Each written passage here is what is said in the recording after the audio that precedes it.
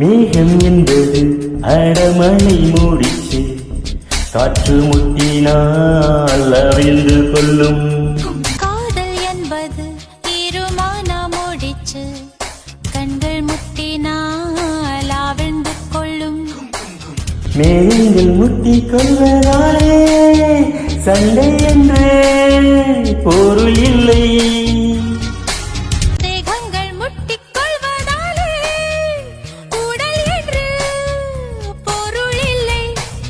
இதழ்கள் பொய் சொல்லும், இதயம் நீ சொல்லும், தெரியாதா உண்மை தெரியாதா?